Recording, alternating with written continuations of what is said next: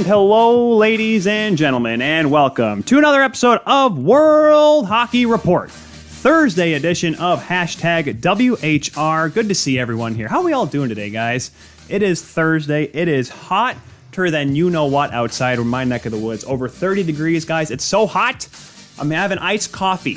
That's how hot it is right now. It's incredible, guys, what's going on right now. But once again, we are live for these hot playoff action here from the Pro Rock Broadcast Studios. Be sure to follow us, guys, and get in the chat as well at World Hockey RPT on Twitter. And, of course, thank you very much for watching us on the Hockey Podcast Network and 12 Ounce Sports. Be sure to get in the chat and have any questions for our guests today. We have a couple guests coming on. We'll get to our first guy here in just a moment's time, but we also have from the Daily Faceoff, Scott Burnside, joining us from his studios, talking about the playoffs and all the crazy games last night. We'll look back at the games as well as preview tonight's as well. We'll get into the Hart Trophy conversation with not just our first guest, but also with you guys later on here on World Hockey Report. A lot of Game 6s tonight and a lot of great games we had last night. But with that, let us get to our first guest of the day. He's a gentleman that I've talked to before and a guy that you've probably heard before.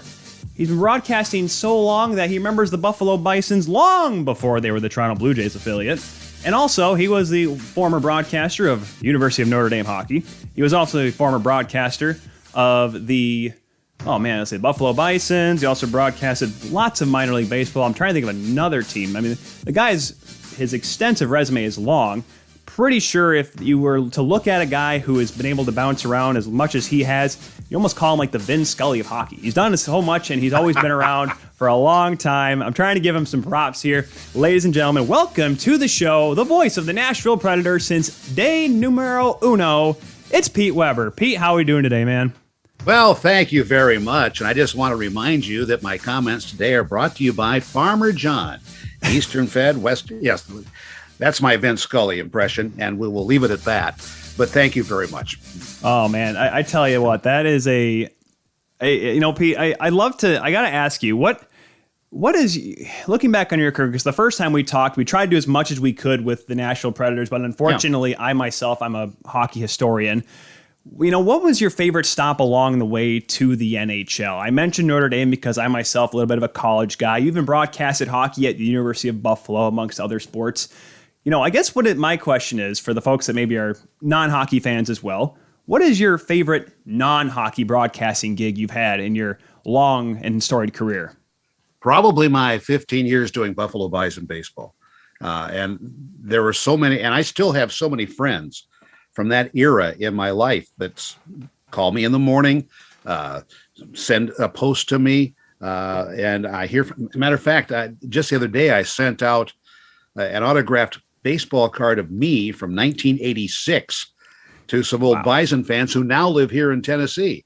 Oh. So it's very intriguing, to be sure. And those baseball times, going back to the days of Moises Alou roaming the outfield in Buffalo, and we had a memorable comeback game that fell just short. How about you're in the playoffs, one win away from winning the series, Bison's at Denver. You go to the top of the ninth inning, you're down 9-0 and being no hit. 32 minutes later, the top of the ninth inning came to a close with what I will still assert to this day should have been the tying run, improperly called out at the plate for the final out. Oh, this is long, and of course, long before review. So it's only the umpire's eyes, which, right, as we've seen today in today's not just hockey, but also Angel Hernandez. I mean, baseball umpires sometimes. Well, I lived through Angel Hernandez in our American Association, but the umpire in question that particular night in Denver was named Scott Potter. Oh man, see, that's why Pete's amazing. Pete knows Pete's one of those broadcasters that will remember individuals from certain events that probably the people on the field probably didn't even remember. That's what makes Pete one of the best and legendary in the game. Adam Bonilla jumps in the chat, Pete, saying that I live in Arizona. Trust me, I know what hot is. Pete, how hot is it right down in Smashville right now? It was about 81 when I just walked outside. It's bad when Michigan weather is warmer than Tennessee in the South. I mean, my goodness, Pete. Yeah, and let's not talk about jet streams or any of that stuff as they try to bring science to us. When it's just plain hot and uncomfortable. And I've had many nights like that in baseball broadcast booths over the years, including one night where I did 20 innings solo in Indianapolis back in 1986. At Busch Stadium, right? Yes, Yes. which is now a condominium development. Oh, well, hey, you know what? Did they call it the Busch Gardens? They should. They should, right? Yeah. But no, and you know what? Actually, speaking of weather, let's kind of go back here. We'll get to the Preds season as a whole, and unfortunately, the early exit here in the playoffs. But I want to go back to that Stadium Series game. Because everyone, I remember, because when last time you and I chatted, we talked about the 2020 Winter Classic down at the Cotton Bowl. We thought, how could that have worked in Texas? And then they said they were going to play in Nashville. And I'm like, well, at least it can get somewhat colder. What were the conditions like from your side of things for that outdoor game there at Nissan Stadium? Because some of us were kind of still a little skeptical with, two Sun Belt teams playing in an outdoor game, but it seemed to look like they were okay conditions.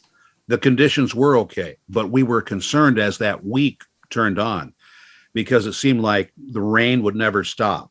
That they'd have to build an ark to play the game on the ark and maybe float it down the Cumberland River. But as it turned out, for about, I'm going to say, roughly 2 days before the game on Saturday, it came to an end, and they were able to get the ice, I think, in extraordinary shape.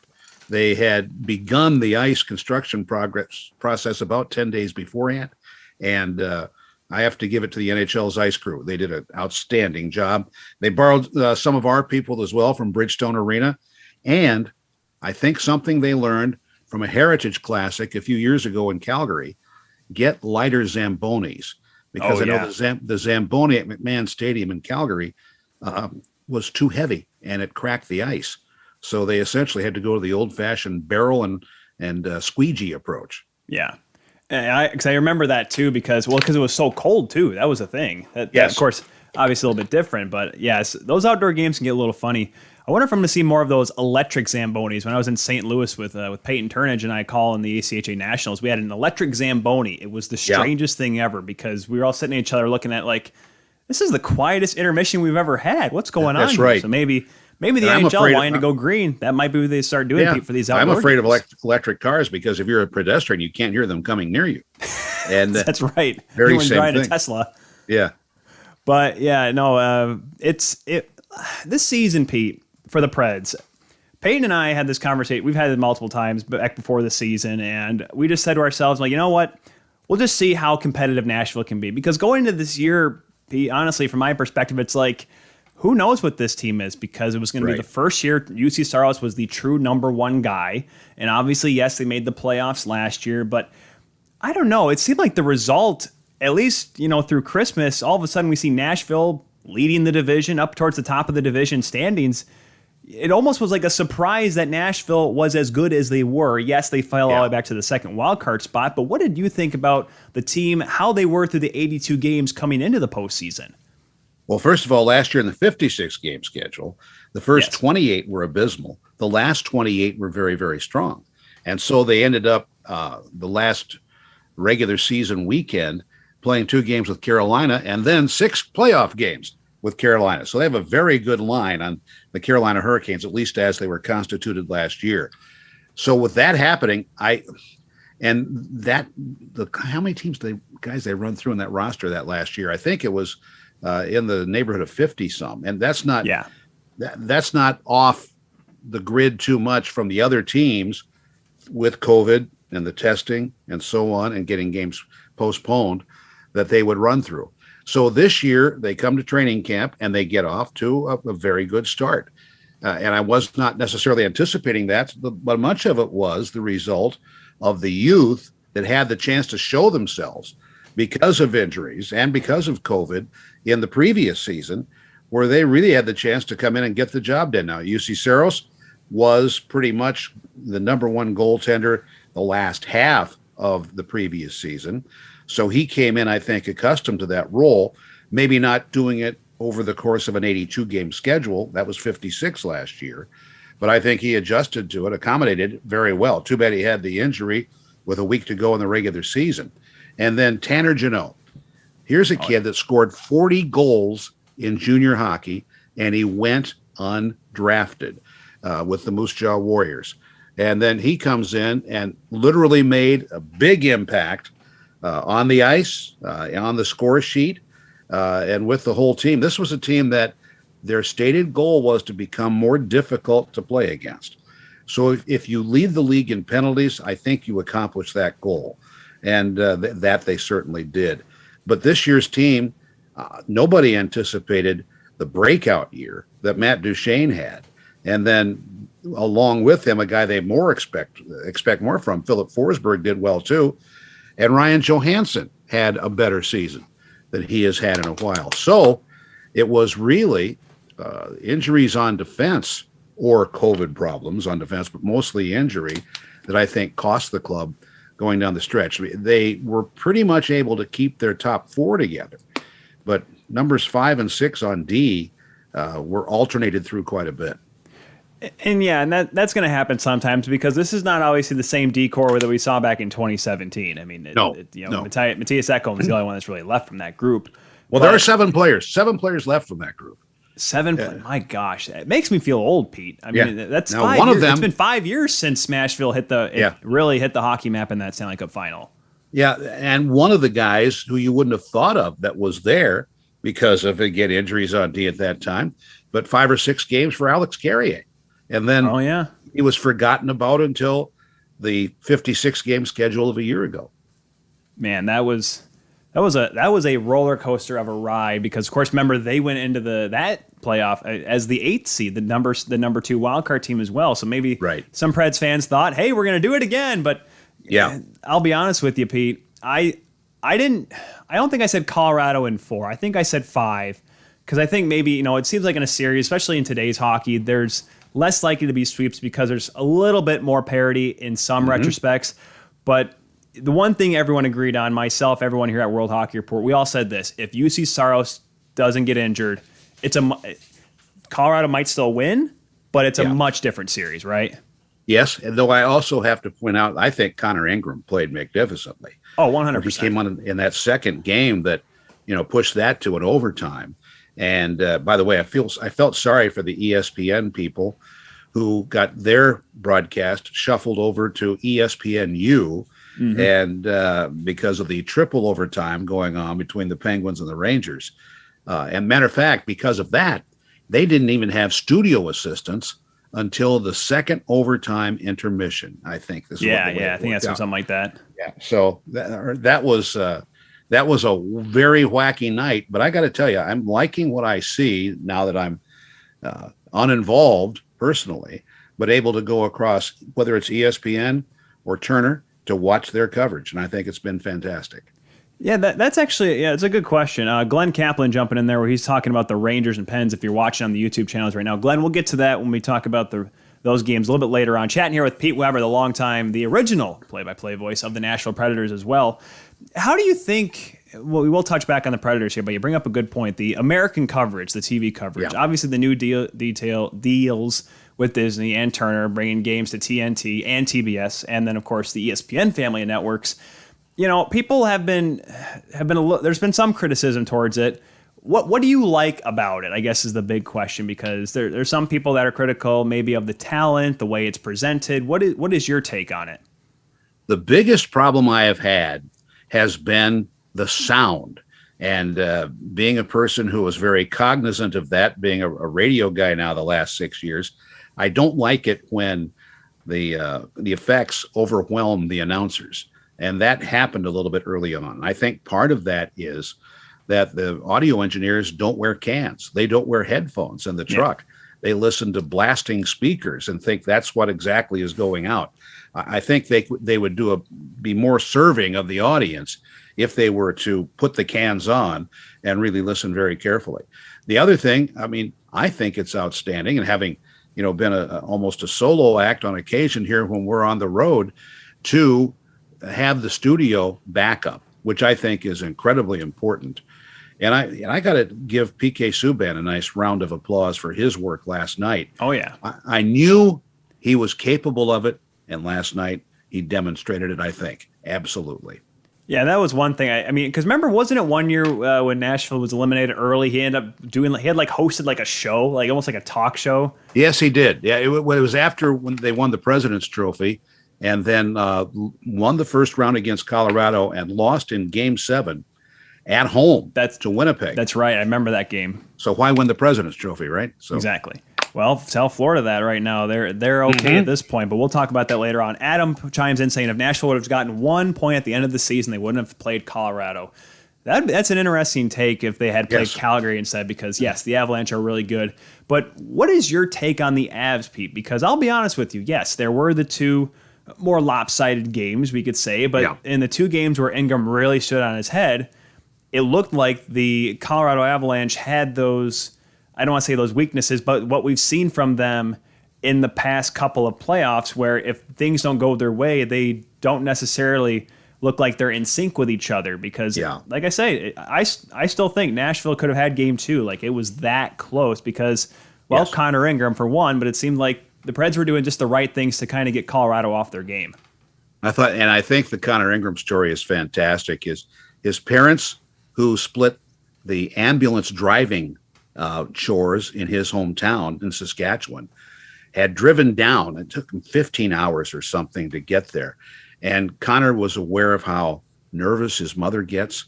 So he didn't tell them when they had dinner the night before game 2 that he was going to get the start. He wanted them a relaxed dinner.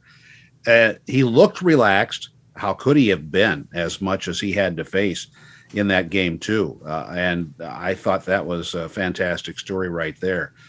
But yes, Colorado, it was like when the Preds did sweep Chicago in round 1 in 2017, where I was very thankful while in the United Center, not once did I have to hear Chelsea Dagger, because it was Pekka Rinne shutting them out both games as they took the 2-0 lead and ultimately swept that series. And when there is a Stanley Cup playoff series sweep, something odd has to happen. And that's what happened there. They were able to shut down that Chicago attack, and really Chicago hasn't been the same since. Now, Colorado has survived the first round. They only had to play 4 games. That should be a big boost for them going forward, particularly when the theory was going in, and I'm not so sure it's wrong, the winner of St. Louis, Minnesota could be a pretty beat-up hockey team. Holy cow. I mean, that series, Pete, you know this well as anyone, it's looking like how the North Stars and Blues used to play. Yes. Back in the day at the the Met in Chicago and the Met in St. Louis Arena, like two teams that just try to knock each other out every single time, and it seemed like it was just this. It was all, and it's an exciting series, but it just seems like it's one way or the other. Either one team wins big or the other doesn't.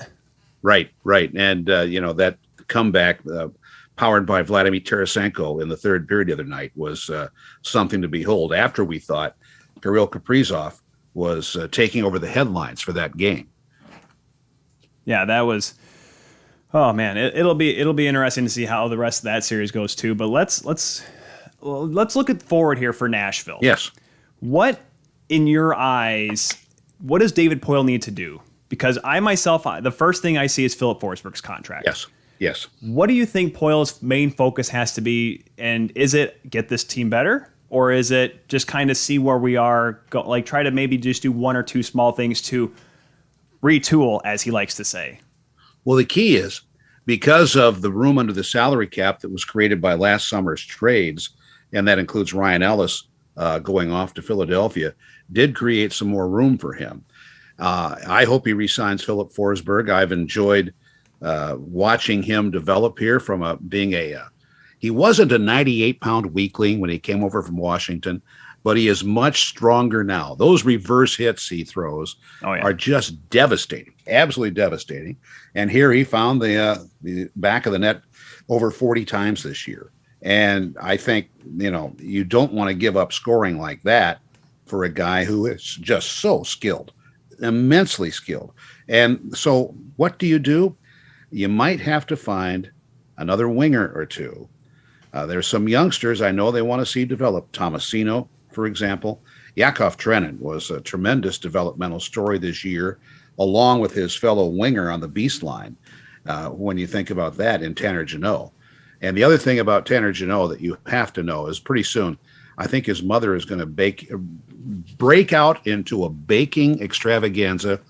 She made cheesecakes for us 2 weeks ago that were absolute killers. I mean, not that I need them, but I sure enjoyed them, and everybody else did in the media room too. What is it with certain hockey moms that, or even moms, and is it just a mom thing in general that I'm not quite a thing with yet? Even though I grew up playing hockey, it just seems like there is this certain thing of where like there's one mom on every team that like some moms will bring the donuts from the local store from the gas station, but then there's the one mom that will go out of her way to just like exquisite meals and all this stuff. Like there's always one on every team. Yeah, and I think we see more of them come out of the Western Hockey League, like Tanner Jeneau, because they have those long, and I mean long, bus trips for the most part, and it might be more likely to happen there. So now let's just see what happens with mothers taking care of that. And we have seen, I've seen that, with baseball too, with travel baseball. There are some long treks in those Ford minivans. It's right where it's like where you have to be like fed all the time because it does add up. I mean, shoot, that's why my wife and I, whenever we travel, if we're staying like in North America, we get Airbnb because I'm like, hey, we can make our own food. Sounds a lot cheaper. Yes. We've been chatting up here with Pete Weber right now, and Pete, I got to ask you because I'm sure everyone's wanting to know your thoughts on this. The Hart Trophy conversation, Hart Trophy nominees, came out today. The trio, the candidates: Austin Matthews of the Toronto Maple Leafs, Connor McDavid of the Edmonton Oilers, and Igor Shesterkin of the New York Rangers. Now, you have a guy on your team that's also nominated for the Norris Trophy, and some people say Cale Makar for Norris. Mainly because I look at the term defenseman as an actual title, and you have yourself a guy on your team that can both play in his own zone pretty well. He's only the captain of your team, and by the way, he's done something, Pete, that Bobby Orr couldn't even do. He's led his team in scoring now for 3 straight seasons. Yep. Why is Roman Josi not one of these 3 guys? I don't know, and I got to tell you something else. I think that maybe what we found out in this playoff series, maybe there's another guy on this team that should be considered for that. Where are they without UC Saros in goal? Do they even make the playoffs? So when you have a couple of candidates from the same team, that really does no good for either of the candidates because it splits the vote up. And but I think the conversation is very interesting, and to see where they truly do rank in terms of the league. But I have no arguments against those 3 Hart Trophy finalists. They've not released the names of the Lindsay Award finalists, have they yet? Because that's the players' vote on the similar trophy. Correct. I think because the players vote on it, I think they had to put their votes in. The players did from the PA. I think they had to do that already. That's going to be tough too because the problem is with the Ted Lindsay Award, it's like it just seems like, hey, McDavid. That seemed like the easy pick for all of those guys, but yeah. I mean, what is your take? By the way, City Life Project jumps in saying Chelsea Dagger gives me PTSD. Canucks fan there, and of course, Nashville knows all that about that. Maybe a little too well. That you guys and St. Louis. It goes back to Game 5 in 2010, where the Predators had a lead going in the final minutes. And number one, I really think that Marian Hossa should have been ejected for the game for a hit on Dan Hamhuis. Remember, don't forget, it was 2010, Pete. Yeah. Rule 48 was a new thing back then. Yes, it was. And then, but the Predators had the lead. They coughed the puck up. Patrick Kane gets a breakaway to tie the game. And then as Hossa's major penalty expires, he comes out of the box and scores the game winner in overtime. That was more into the background of how I enjoyed not hearing Chelsea Dagger 7 years later. Oh, man, I couldn't. My dad grew up a Wings fan. I was born a Wings fan, so hearing Chelsea Dagger when it first came in was like, what song is this? And then the Wings played him back-to-back years 2 years in the playoffs in 2013. My dad, he hates that song too. I nowadays, as a kind of an alternative rock fan, I think, hey, it's a good song. But I know there's some people that literally will, like, I'm that way with the Boston Bruins, Goalhorn, and Zombie Nation. I hear that and I get a little timid still because it's the loudest goal horn ever. The New England Patriots use it for third downs because apparently you need a goal horn, Pete, in football nowadays to let people know, hey, it's third down. Yes.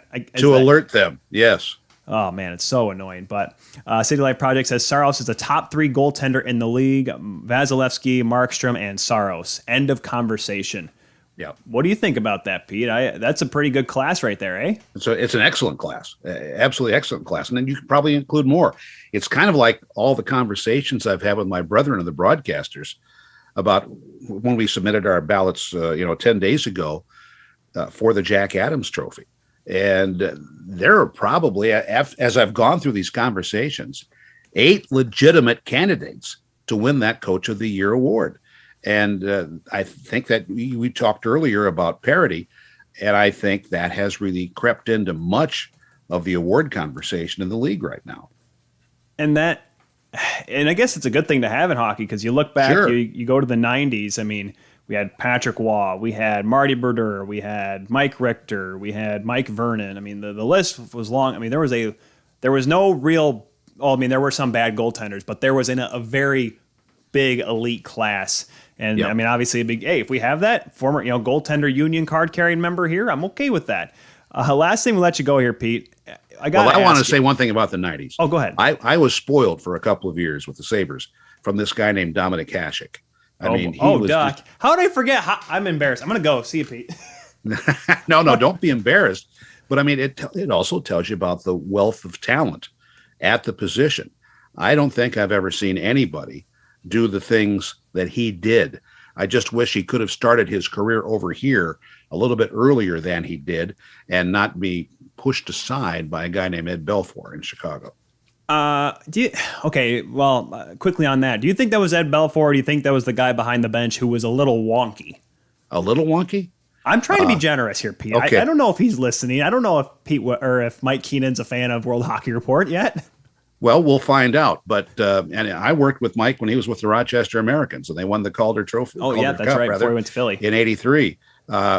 He could be a little wonky, but he helped change some rules. Right now, no longer can he, rapidly switch goaltenders during the course of a game and allow them a warm up every time they come on. So I guess that probably saved me a few commercial reads over the course of the years. My goodness, I tell you, Mike Keenan, I know there's a book, and he actually, last time I checked, he had a podcast on the Hockey News. It's so funny because as a broadcaster, he's all nice and calm. He's critical, but he's not crazy.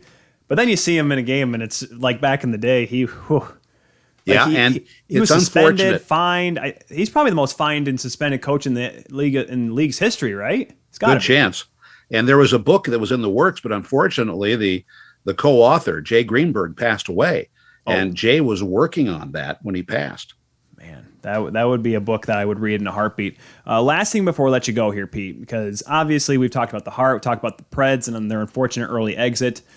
But of the teams that are remaining, even though there's a lot of teams that could get knocked out tonight and tomorrow here in round 1, with a hair's chance of possibly 4 Game 7s on Saturday, first time that would happen since 92, I think it was. Who do you think is going to win it all? Who do you think is the best team? Obviously, you got to see the best team in the West in the first round there. But who is your pick to win the Stanley Cup? I'm really going to go with that team that beat the Predators, Colorado Avalanche. They just went through their big test of sweeping through the first round, taking care of business each stride or step of the way, however you wish to put it. And out of the Eastern Conference, heading in, because a year ago we were in the same division with Florida, Tampa, Carolina, etc. Those top 3 teams were absolutely incredible. And I got a great deal of respect for what has happened in Florida. And the guy who scored the first goal in Predators history, I think, is doing okay as the guy who replaced Joel Quenneville at head coach with that club. I think Andrew Brunette, who some of our fans here in derisive terms would talk about his lack of speed on the ice and called him Old Square Wheels. Well, Old Square Wheels is doing pretty well. Mr. Expansion Draft. That's Andrew. Because there's, I don't know if, even in the expansion era of the 60s and the 70s, I don't think there's ever been a guy that's been taken 3 straight years. Right. He went to Nashville, Atlanta, and Minnesota in 3 years. I think the CBA would not allow that this time around if that ever happened, but that's a good trivia longtime question. Broadcast partner, Terry Crisp, was an original expansion St. Louis Blue, an original New York Islander, and then played for the first expansion team to win the Cup in Philadelphia in back-to-back years, and then was the first coach of the expansion Tampa Bay Lightning, and then came here to join me with the expansion Nashville Predators. He's another Mr. Expansion candidate. Wow, I did not know that, because I remember he was with Nashville from the get-go and that he'd won the Cup with Calgary. Right. And I just, like, that's still the crazy stories. Like does Terry's got to have a book, right? Or do we need to have him on the show for 2 hours and talk with him? Like, what do we need to do with him, Pete? I think you need to get him on. Now, I'll probably have to engineer it at this end, but I would be happy to help. Oh my gosh, Pete Weber and Terry Chris on World Hockey Report. Sign me up, and that may have to be a pay-per-view show, Pete. It'll be so big and so much fun. All right.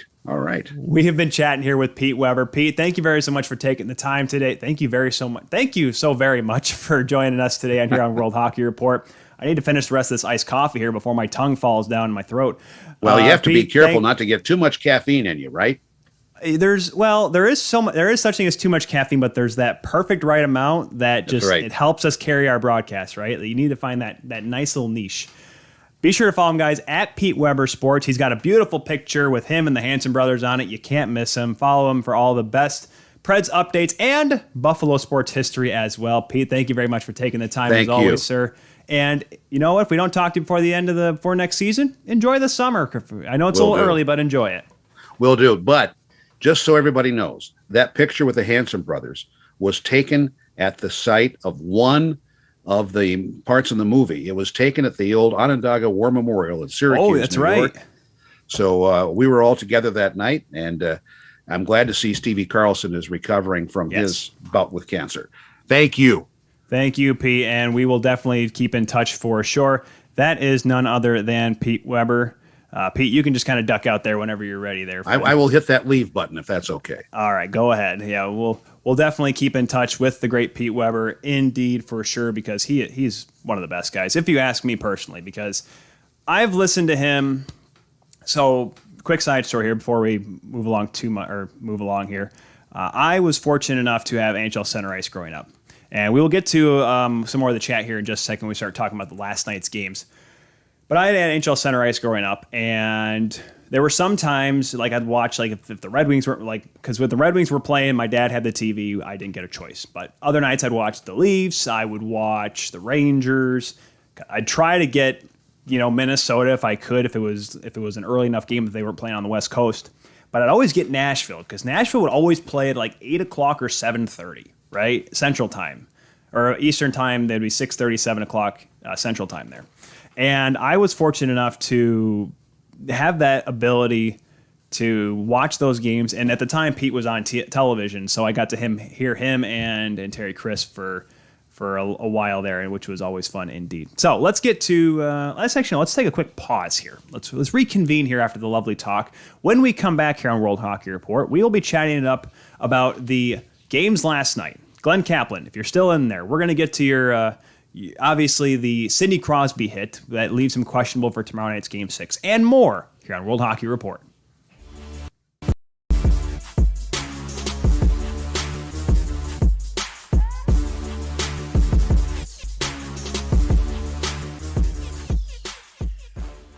Get ready to win with Billy's Smelling Salts. Billy's Smelling Salts are for gamers, athletes, and competitors alike who want to get in the zone. Us at World Hockey Report teamed up with Billy's, and if you use the promo code WHR when checking out, you'll save yourself some money. The highest quality smelling salts in the game and at the best price point if you use the promo code WHR on Billy's. Billy's Smelling Salts. Get ready to win.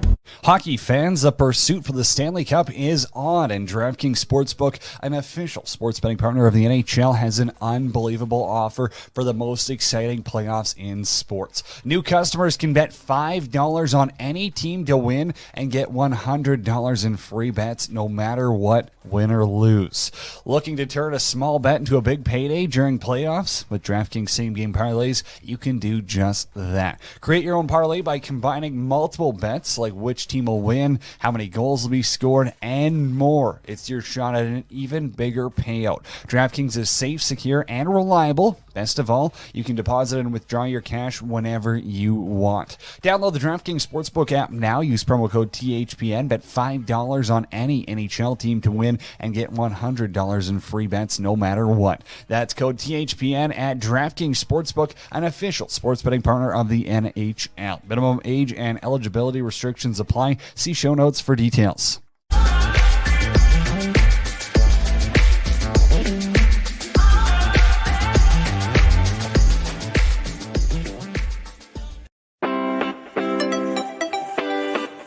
Take your game to the next level with Pro Rock hockey sticks. Pro Rock is changing the way we buy top-of-the-line twigs. They're lightweight, balanced, and provide the perfect kick point, whether you're a pro hockey player or a beer league legend. Pro Rock hockey sticks are made for you. They're at a price point you can't beat, so check them out today at prorock.com.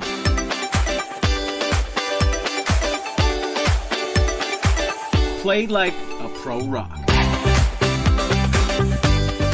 It's Stanley Cup playoff time in the NHL, and if you want to save some money on your next ticket purchase, sign up for SeatGeek and use promo code WHR when checking out. It's that simple on SeatGeek. When you use promo code WHR on your first purchase, you'll save $20.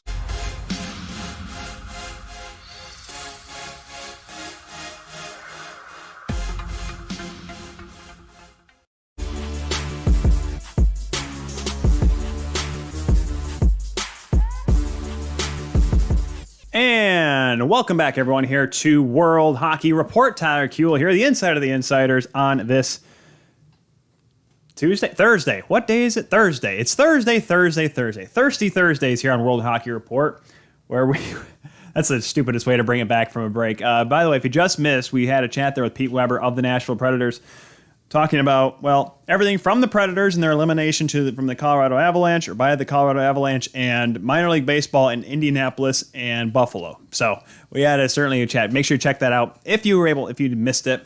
Let's get to the games last night. We're obviously going to be joined here in about 20 minutes time by Scott Burnside from Daily Faceoff. We'll go into a little bit more of those games with him indeed and get you teed up for tonight's games as well. But guys, I got to remind you that it is Stanley Cup playoff time and in the NHL, and if you want to save some money on your next ticket purchase, sign up for SeatGeek and use the promo code WHR when checking out. It's that simple on SeatGeek. When you use the promo code WHR on your first purchase, you'll save $20, which, you know what, some people say $20 ain't a whole lot, but I can tell you right now, if you want to go to a Toronto Maple Leafs game right now, it's like $450, and I can tell you it's easier to pass by with the misses when you say $430, because it ain't $450. That's a good way to look at it, kids. Compromise. It's the best part about being in relationships and stuff like that. I know you heard that. She's actually, so I guess, I don't say programming. No, I'm actually not going to be on T-Cool Tuesday this coming Tuesday, because I will be in Mauritius with the missus. We're going to go on vacation, so she's packing right now frantically. We leave tomorrow morning out of Chicago. Let's get to some of you guys and gals that are jumping in the chat here. Jack Eichel is Jacob's daddy. Jacob loves THPN. Thank you very much, Jacob's dad.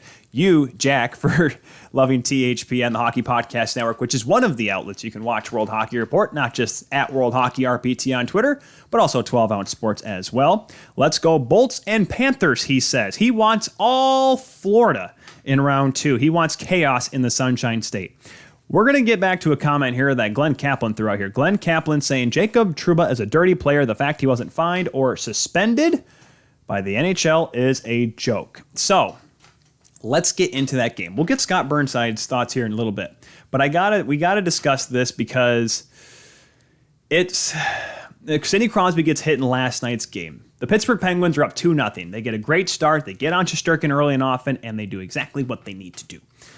But halfway through the second period, Crosby's going towards the goal. Puck's bouncing around. Trouba steps up and tries to hit him. Trouba catches him in the head with an elbow. If you haven't seen the clip yet, go back and watch it. It doesn't seem like a superbly dirty hit. It doesn't seem awful. But I tell you, it was... I can see where the skepticism comes in for this hit. I can see why people are angry that Jacob Trouba got nothing for this. Glenn said, he had a little bit of long comment here, so I'm going to try to paraphrase here. The New York sports radio hosts are pathetic about talking hockey. They need to stick to baseball and the New York Yankees over there. Hey, the New York Mets are over there too, you know. So many things wrong with the Department of NHL or player safety in the NHL, period. Glenn and I agree on that. George Peros being let go by now would be a joke. Or by now, joke. Would Crosby sue the NHL for concussions? A lot of other things going in there. If you scroll down in the chat, you can see the whole thing. I don't know if we're going to go too far into that, Glenn, but I will say this. I can see why people are angry about the hit. Because I think what I see is I see Trouba step up, and I see his elbow out. Because Trouba, yes, he can be a little bit greasy sometimes. BC Hockey Podcast, great show. Thank you very much, guys, for jumping in the chat there. I can see why people are angry about it. I don't see a suspension there because it doesn't seem deliberate. And if for a reference, we can go back to the TJ Oshie hit on Sam Bennett in the Florida-Washington series back in Game 4 because that was a hit. Or was it Game 4? Game 4. Yeah, it was Game 4. Because I see that hit and I say to myself, "Ooh, that could have been questionable because it was a blindside hit." But it's just the way he turned. That's why Oshie didn't get any supplemental discipline. I think the reasoning could be behind it, but I think I just call it a sloppy play. Trouba tries to hit him. His arms are out.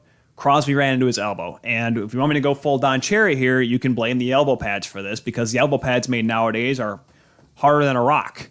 I mean, my goodness, I've literally held sledgehammers that have softer ends than some of these elbow pads. Let me tell you what. So I can see why people are angry about it, but let's be honest, it really turned the tide of that hockey game because not too much long later, 3 goals in under 3 minutes for the Rangers. They take the lead. Gensel does tie the game up, but Philip Hedl scoring his first Stanley Cup playoff goal.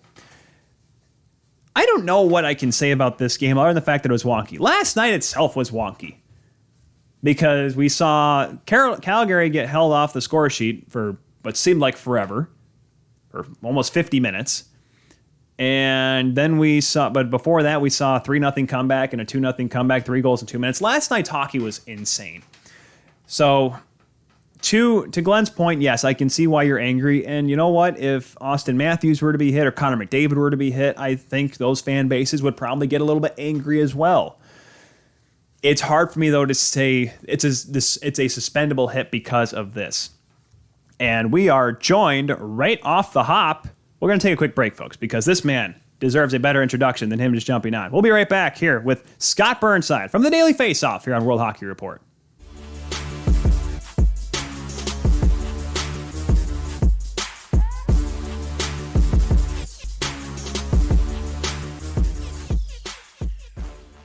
Get ready to win with Billy's Smelling Salts. Billy's Smelling Salts are for gamers, athletes, and competitors alike who want to get in the zone. Us at World Hockey Report teamed up with Billy's, and if you use the promo code WHR when checking out, you'll save yourself some money. The highest quality smelling salts in the game and at the best price point if you use the promo code WHR on Billy's. Billy's Smelling Salts. Get ready to win. Hockey fans, the pursuit for the Stanley Cup is on, and DraftKings Sportsbook, an official sports betting partner of the NHL, has an unbelievable offer for the most exciting playoffs in sports. New customers can bet $5 on any team to win and get $100 in free bets no matter what, win or lose. Looking to turn a small bet into a big payday during playoffs? With DraftKings same-game parlays, you can do just that. Create your own parlay by combining multiple bets like which team will win, how many goals will be scored, and more. It's your shot at an even bigger payout. DraftKings is safe, secure, and reliable. Best of all, you can deposit and withdraw your cash whenever you want. Download the DraftKings Sportsbook app now. Use promo code THPN. Bet $5 on any NHL team to win and get $100 in free bets no matter what. That's code THPN at DraftKings Sportsbook, an official sports betting partner of the NHL. Minimum age and eligibility restrictions apply. See show notes for details.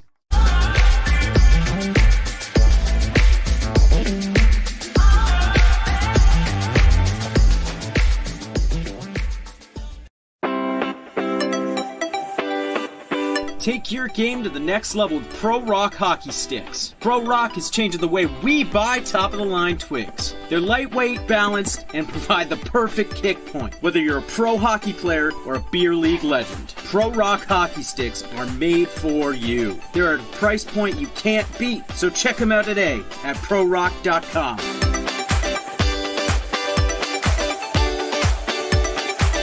Play like a Pro Rock.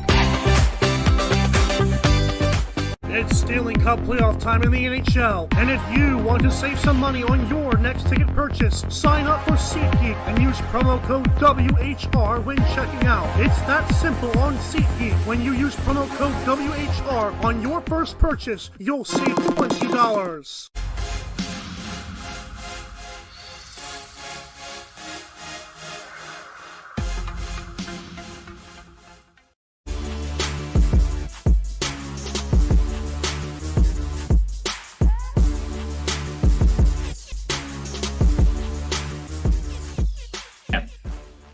Get ready to win. And welcome back, everyone, here to World Hockey Report here on this Thursday edition of World Hockey Report. Thank you all very much for joining us here on at World Hockey RPT on Twitter, as well as 12 Ounce Sports and the Hockey Podcast Network. Be sure to jump in the chat to talk with this guy right next to me here. He is from Daily Faceoff. He is the guy that needs a better introduction than me saying hello. His name is this guy. He is the co-host of the Suitcase and Scribe podcast with Mike McKenna. It is Scott Burnside. Scott, how are we doing today, sir? I'm doing very well. Thanks for having me aboard. Actually, you're catching me a few hours before Game 6 in Tampa, so taking in my first possible elimination game of the playoff year, and it's been a while since I've been back to Amalie Arena, so I know it's going to be rocking there tonight. This is a very interesting night here because I was mentioning this when we had Pete Weber on from the Nashville Predators a little bit longer. And the discussion came up of 1992. Scott, do you remember what happened in that opening round that year in the Eastern Conference? 1992. No, I don't. I'm old enough that I should remember, but maybe old enough that my memory's not as good as it used to be. So down goes Brown and Sean McIndoe, the athletic there. He likes to write these odd stories every so often. He wrote this story about how on one day, I think it was a Saturday or a Sunday, that there were all four of Eastern Conference series went to Game 7. All four of them. And obviously with what we're setting up here tonight, Scott, is not just the Eastern Conference, but there is a chance that all four games that we played tonight might not be the last game in this series. Obviously, we have Boston and Carolina. That's been a series that's been all home teams so far.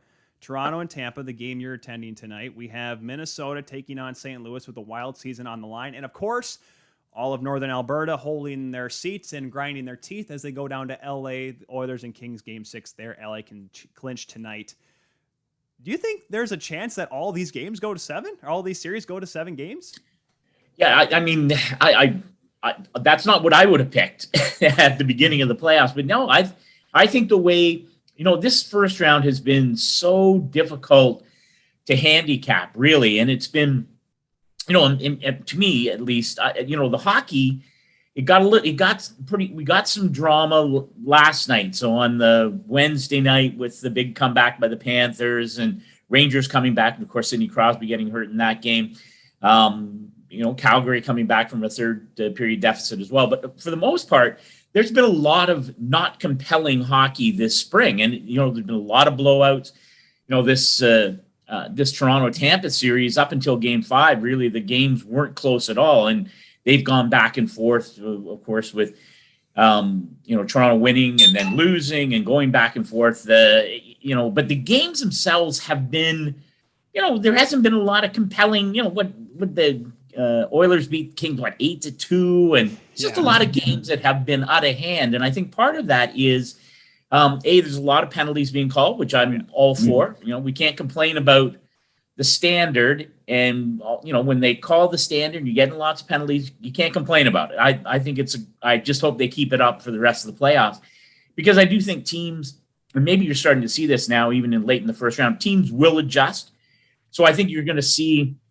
I think you'll see fewer and fewer penalties because I think players understand that the standards are being enforced. So, I'm getting all the way back to your question. And so wouldn't surprise me if all those teams that are against the wall do force a seventh game. Now, I'm curious to see how the Leafs handle the pressure, right? Because it's not just about eliminating the two-time defending Stanley Cup champion Tampa Bay Lightning. It's about trying to erase, 18 years of playoff futility. 2004 is a long time ago, and that's the last time the Leafs won a playoff series. And they can say whatever they want, but that has to weigh on them. That's part of the narrative of the team. So I'm curious to see, because I don't know, Edmonton faces a lot of pressure too, because listen, they should not be down to LA. Like LA's played great. The Oilers are a good enough team that they should not be in this position. So there's a lot of pressure there, but nothing compared to what I think the Leafs are going to feel going onto the ice tonight. And that's why I honestly, my prediction was wrong, but I did pick LA in 5 because I feel like Edmonton, and I know Edmontonians hate being compared to Toronto in any sense of the word, but that seems like the case is where Edmonton has this superpower team, this high offensive team, but the playoffs come around and things start to not go their way. But I mean, that is the story tonight right now in Tampa. It's not, will the Tampa Bay Lightning keep their season alive? It's, can the Toronto Maple Leafs do the thing and actually get out of the first round? And, everyone's trying to act, I get it. Everyone's trying to be loosey-goosey. They're trying to say, oh, it's okay. It's, it's just another game. The players are putting it that. But they've been in this situation before. They were there last year, up 3-1 on Montreal.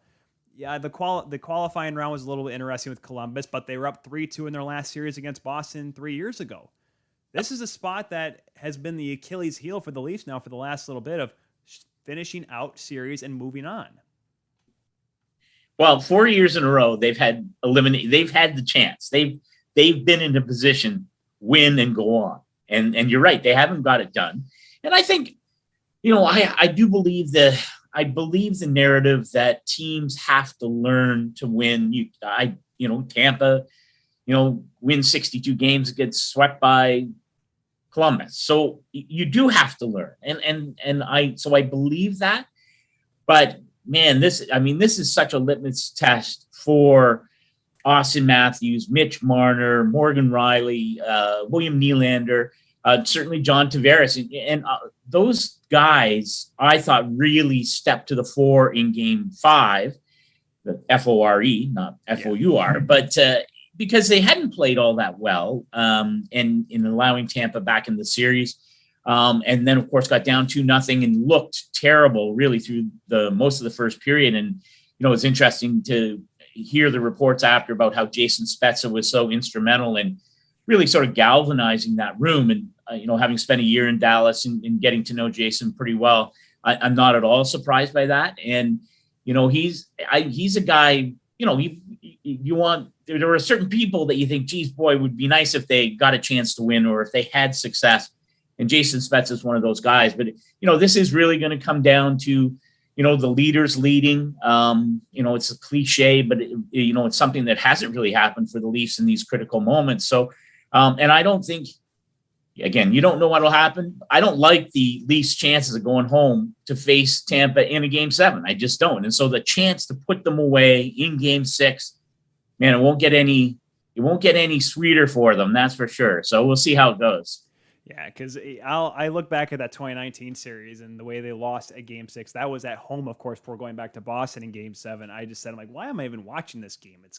It was like inevitable that they were going to lose another Game 7 in Boston, of course. They didn't have a lead, though, like that, Scott. Remember, it wasn't like 2013, thankfully. A lot of the people in the chat before you came on here, Scott, we were discussing last night's game at Madison Square Garden. Let's start on that one from last night. Rangers, they fall behind early. Jake Gensel, Chris Letang goals, and it just seems like the air is out at MSG.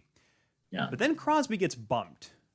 He gets hit. He gets hit. Doesn't look awful at first, but then you watch it over and over again. You say, oh, that could be bad. And that, I don't know if that sparked the Rangers, but 87 off the ice, and then all of a sudden the Rangers find this thing that they've been able to do a lot this season. That's score goals. They score 3 goals in 2:42, and it helps propel them to keep their season alive. First, before we get to the Rangers comeback, what is your thoughts on the Jacob Trouba hit on Sidney Crosby? A lot of people are calling for suspension. I'm not. What is your take? Yeah, well, and I think it's pretty clear that the Department of Player Safety isn't going to rule against Jacob Trouba. And I think, I've taken a pretty close look at it, and I know my good friend Frank Cervalli at the Daily Faceoff, I thought, did a great job of breaking it down. And I just don't think it meets the standard for suspendable action. It's unfortunate is what it is, and that goes without saying. If you're a Penguins fan, if you're a hockey fan at all, to see Sidney Crosby with his history of concussions and all that he's been through in his career. But I don't think there was a malicious intent by Trouba. Trouba's a hard player, right? He plays that line. But in this case, you can see he's got his stick out. He's trying to get stick on puck, follows through.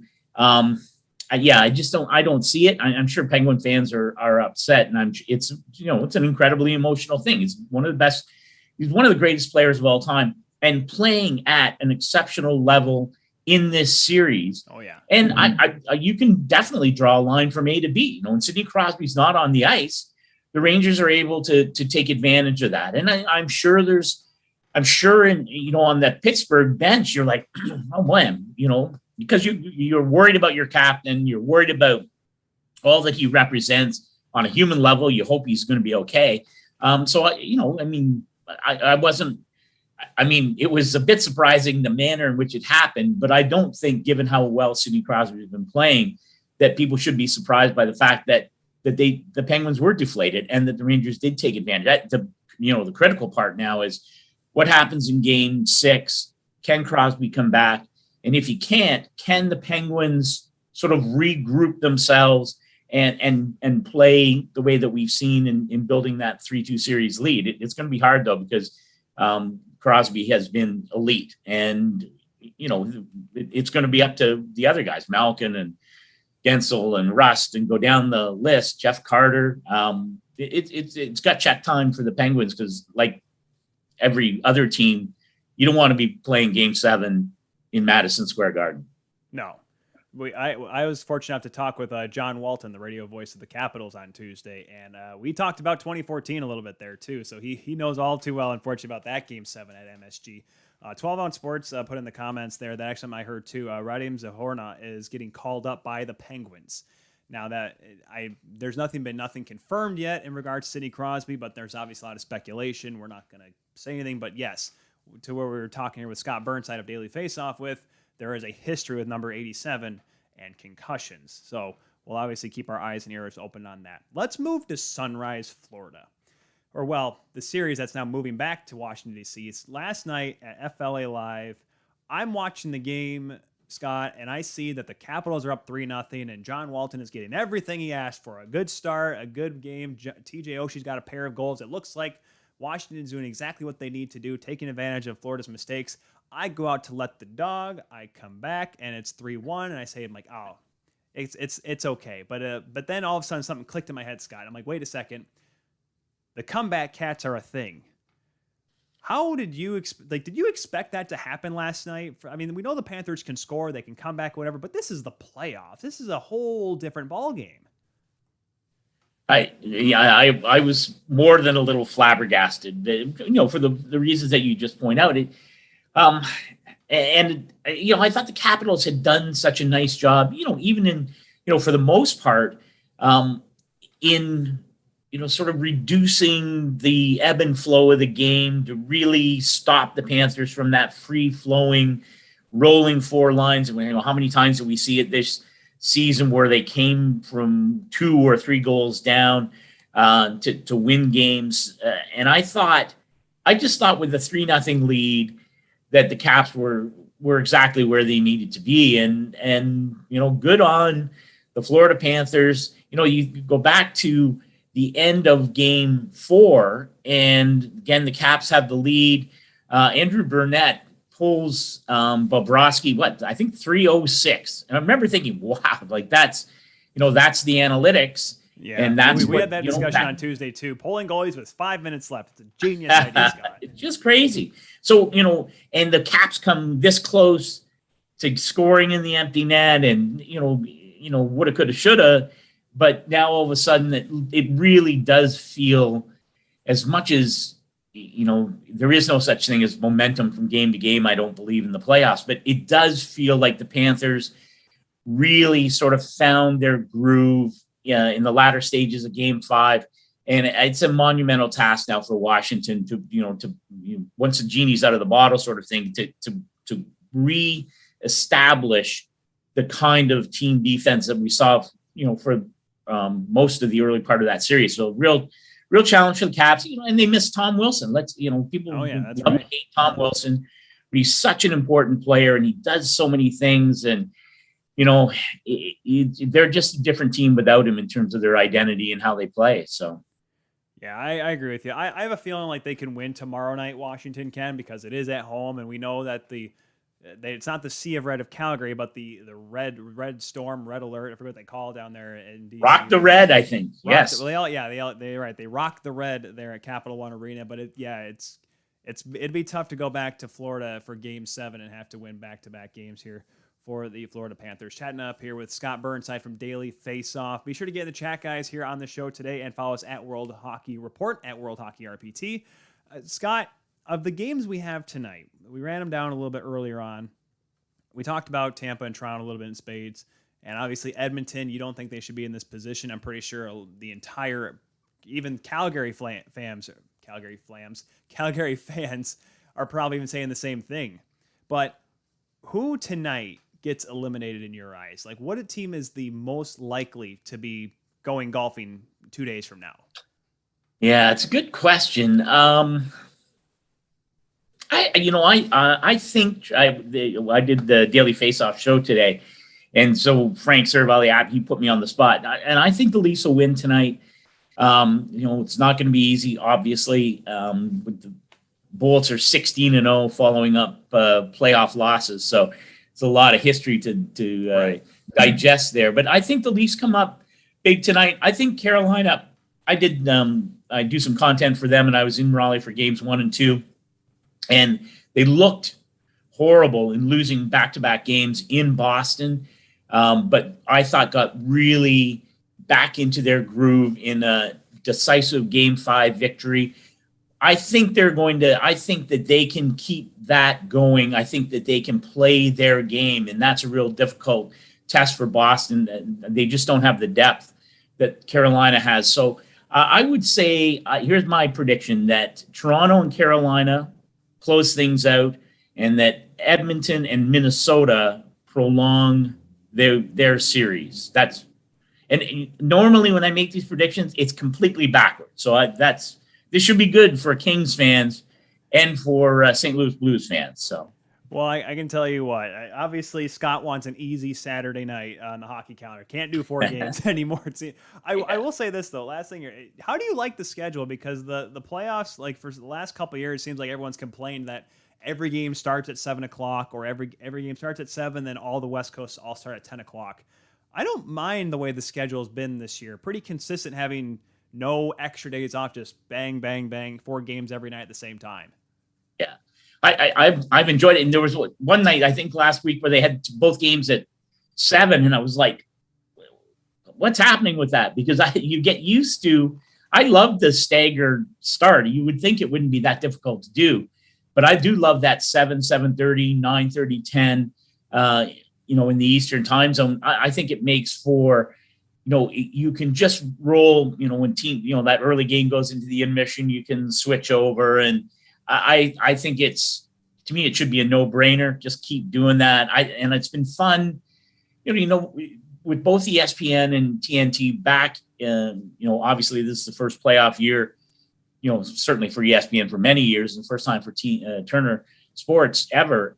It's been fun to watch, and it's been interesting as they've, had to bring in, I ran into Colby Armstrong at the rink this morning. He's going to do the ice level stuff. Mike McKenna, my pal, did some ice level stuff in Los Angeles for the Kings Oilers series. It's been fun. I ran into Shannon Hogan in Raleigh early in the season, in the series. So it's been fun to, it's just been fun to watch both networks sort of amp up their game for the playoffs as well. Yeah, because I will admit, it got a little stagnant because obviously up in Canada, it's all Rogers, and for the longest time here was just NBC. So everyone's like, hey, we're the only place you can watch it. Now it's like, it's almost like the old WWF, WCW. We have to try to beat the other guy. We got to try to be better, right? It's almost what it seems like. Last thing here, Scott, I got to ask you, because I myself, former goaltender, moving into broadcasting, I love you and Mike McKenna. You guys have a nice dynamic you guys got going there. I have to ask you this. Is Mike a better broadcaster than he was a goaltender, or was he a better goaltender than he is a broadcaster? And that's a pretty difficult question, because I'm going to answer it diplomatically. And I met Mike in the year. I spent a year with the Dallas Stars, and Mike was in the Stars organization, got called up at the end of the season when Ben Bishop and Kari Lettinen were hurt. And so Mike is so smart, and he articulates the game so well. He spent a couple of years in Vegas doing color commentary, and I think he is an absolute rising star in the broadcast world. I'd be shocked if some team isn't trying to snap him up and, hopefully not pry him away from daily faceoff, but he's that good. And he's turned into a fabulous writer. It's, I've been doing it a long time. Stuff, yeah. He's really taken to it. And, that's not to overstate the craft, but it is, it's not everyone can do it. And not everyone is comfortable with the notion of putting their thoughts, in the written form as opposed to speaking. So, and he was a fine goaltender. And I think he didn't get the NHL exposure that he would have liked, I'm sure. But boy, his career gave him so much experience, and he was with so many different teams and had the kinds of experiences that he's able to draw on in explaining what's going on in various situations in the games. I love how he breaks things down. It's not just the goaltending either. So it's been a treat to do the podcast with him. We have a ton of fun doing it. So yes, I'm not going to fully answer your question. He was very good at both. How's that? There you go. Yeah, you know what? He's a good writer. He's smart because he went to St. Lawrence, and that's not an easy school to get into for sure. I blame the fact he caught with the wrong hand. That's my thing. That's why I blame him on that one. We've been chatting here with Scott Burnside. Scott's going to be down at Amalie Arena tonight. Big game, 7:30 Eastern Time, 5:30 Mountain Time. Puck drop. Toronto, Tampa. Can the Leafs do it? Scott will be there to tell you if they do so. Scott, thank you very much. Be sure to follow him, guys, at Overtime Scott B. Scott, enjoy the game, and we'll definitely have to talk down the line. Enjoy the rest of the playoffs. Call anytime. It was a ton of fun. Absolutely. You can exit out whenever you're good there, Scott. So you can get on with your busy schedule of the playoff coverage. Scott Burnside from Daily Faceoff jumping on with us here on World Hockey Report. Thank you all very much for joining us today here at WHR. Hashtag WHR, excuse me. Got to drink some more coffee here. My goodness. 2 shows a week. It's so hard. Janner, how'd you ever do this by yourself? My goodness. City Light Project says Cody Janzen, we mentioned Cody Janzen there, loves Makar and Mike Smith way too much. It's okay, City Light Project. Mike Smith might be golfing in about 10 hours, so that'll be a discussion for a different time. But I tell you what, this is a good set of games we have here tonight. I'm going to quickly look at the Friday games here. Because obviously we got into deep there with the games tonight with Scott. I really like Minnesota St. Louis. I do agree. I think there is a good chance that all these games tonight go to 7, which will make it very difficult for me because I'm going to be flying from Paris to Mauritius, Paris, France to Mauritius Island, and I'm going to pay an arm and a leg on Air France's system to have Wi-Fi so I can watch the games on my laptop. And you know what? I'm okay with that because I need all of the hockey I can get, right? So, with that, let's look at the games tomorrow night. Of the games I think that are going to go 7 tomorrow night, of the game 6s that are going to be forced to game 7, number 1 is easily, for me, I really, really think the Capitals can win tomorrow night. It's in Washington, D.C. They always play well at their arena. I think they can win. Now, if we're going to go into the discussion of the other series, I know it's in Dallas, and Dallas, as we've seen, is pretty loud. I think Calgary can beat Dallas tomorrow night, and I would not be shocked if Pittsburgh calms down because Pittsburgh is at home tomorrow night in Game 6 against the Rangers. I know it's without Crosby, but to what Scott and I were talking about just earlier on, we talked about how they didn't quickly react. They didn't find a way to calm down after Crosby left the ice. Now they've had a day to recover. They'll have a morning skate possibly tomorrow. They'll figure it out. They'll say, all right, we can play without him, guys. We can do this. We've done it before. They did it for parts. They did it for the first, month of the season? They can play without 87 with the mindset going into the game saying, hey, he's not in the roster. He's not in the lineup tonight. We know what we got to do. So I'm interested to see how they play, how they act. But I do think Pittsburgh gets it done, as do the Flames tomorrow night. Bunch of games, though, tonight, guys. Big games. Once again, 7 o'clock puck drop. Bruins and Canes in Boston. It's been a very homey series. 7 o'clock Eastern time, 5 o'clock Mountain time. And then you have the Leafs and Bolts, 7:30, 5:30. Then at 9:30, 7:30, Minnesota in St. Louis trying to keep their season alive, while the Oilers at 10 o'clock, 8 o'clock Mountain time, try to keep it alive against the LA Kings and Jonathan Quick, trying to turn back the clock. But that is it, folks, for this edition of Thursday's World Hockey Report. I do have to thank a few of our sponsors, though. Do you guys need a new hockey stick? All the big brands keep raising their prices, making the game more unaffordable than ever before. But you don't have to fall for that. Pro Rock Hockey Sticks, a true Canadian company with real morals, offers players of all levels a top-of-the-line stick at a fraction of the cost. Lighter, more balanced, and more customizable options than anything off the rack. Check out the family-run business today at prorock.com. Also, do not forget you can find the best player tracking information on Quack Stats. Follow them on social media and go check out their website and app store today for more on Quack Stats. And also, guys, I know we didn't have one last night. I know we had one in Game 4 between Caps and Panthers. But, we had one LA and Edmonton the other night as well. Do you guys want to win some cool stuff? Well, Stanley Cup playoffs means WHR OT Challenge. World Hockey Report OT Challenge. Back with player this year. So whenever a playoff game goes to overtime, you have to hop on Twitter at World Hockey RPT if you want to follow us. And be sure to pick your goal scorers using the hashtag WHROT Challenge to be entered to win awesome World Hockey Report prize pack from player. Hammer down on hashtag WHROT Challenge to win. So, what game could go to overtime tonight? That would be a very fun way to end a series. Overtimes that end series are just so detrimental, right? Like, the one I remember the most, and this is coming once again from a goaltender, 2012, Game 7, Washington-Boston.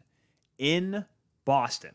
This was the defending Stanley Cup Bruins taking on a Braden Holtby with his Hershey Bears pads in the Washington Capitals. That was the Dale Hunter Washington Capitals, too. And Tim Thomas had this thing where he always wanted to just get off the ice after an overtime goal. He did that in 2011 as well. Remember the Andrew Burnett goal, the wraparound? He just kept trying to get back in net, missed it, just kept skating off the ice.